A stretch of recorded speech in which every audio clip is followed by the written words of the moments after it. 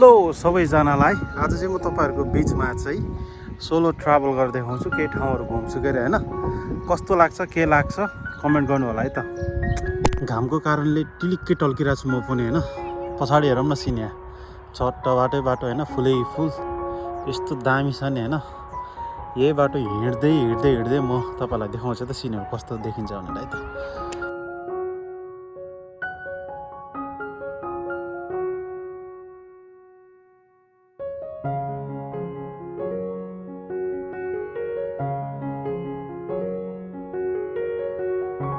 यता light house रहेछ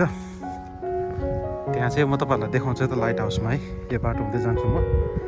के छ कस्तो छ म देखाउँछु है त तपाईहरुलाई